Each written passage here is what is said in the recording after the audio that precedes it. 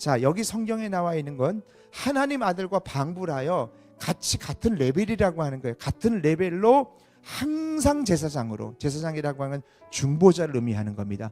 항상 제사장으로 있는 분이 영원하신 하나님의 아들 누구냐면 예수 그리스도인 것을 믿으시기 바랍니다. 그러니까 이 멜기세덱은 이 당시에는 사람의 모습이 있었지만 오늘날 우리들에게 보여주는 것이 뭐냐면 그분은 바로 예수 그리스도예요. 그분에게 아브라함이 뭐를 드리냐면 11조를 최초로 드리게 됩니다. 그리고 그 11조가 계속해서 오면서 말라기에 하나님께서 11조를 우리에게 명령하시게 됩니다.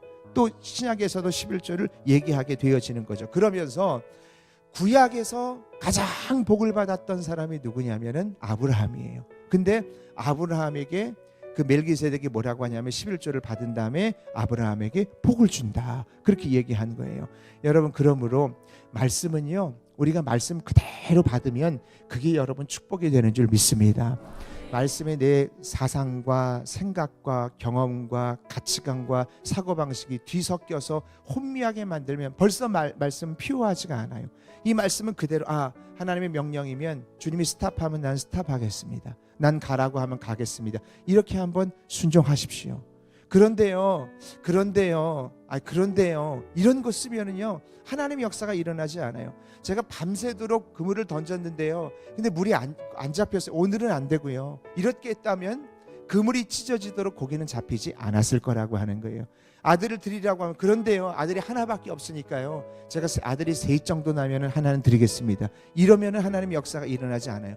셋 중에 아들 하나나 하나 아들이나 똑같아요. 소중한 건 다 똑같습니다. 그렇기 때문에 이런 모든 것들을 볼 때마다 우리가 어떻게 보면 순종은 아주 단순히 해야 됩니다.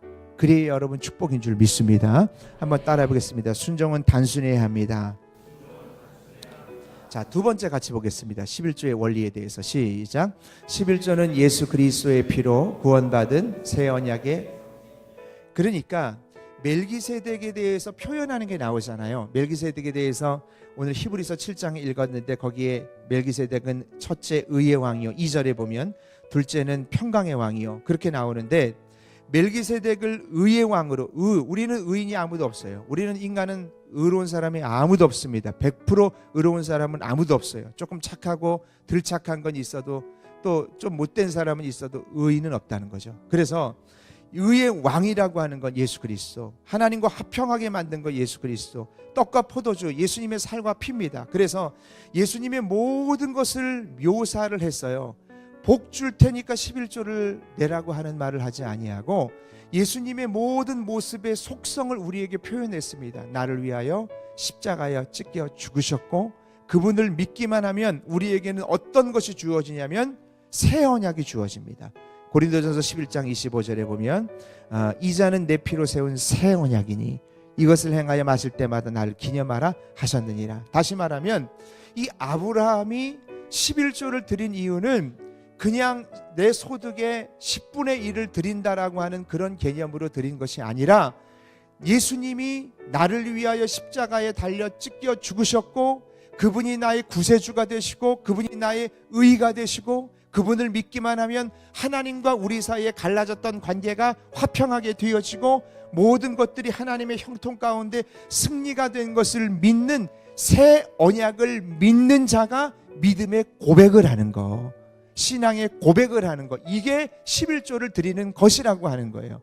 그러니까 여러분, 우리가 이 11조의 개념을 내가 복 받기 위해서 11조 안 드리면 안 된다, 내가 복을 누리기 위해서 11조를 드리는 거다, 이런 차원이 아니라고요. 그건 하나님이 우리에게 주신 선물이고 약속이지만 11조의 근본적인 정신은 뭐냐면 예수님이 나를 위하여 십자가에 달려 죽으셨고 그분이 나에게 새 언약을 주셨다라고 하는 것을 내가 믿음으로 고백합니다. 주님, 나는 모든 것이 다 주님의 것입니다. 주님, 10분의 9뿐만 아니라 나의 모든 것은 주님이 주인이십니다. 나는 주님과 새 언약을 맺었습니다. 하나님은 우리 아버지가 되시고 나는 주님의 자녀가 됐습니다라고 하는 고백하는 신앙에 결혼할 때 결혼 반지를 서로 끼워지는 것처럼 우리가 그 증표로 표현하는 것이 바로 11조라고 하는 사실을 믿으시기 바랍니다.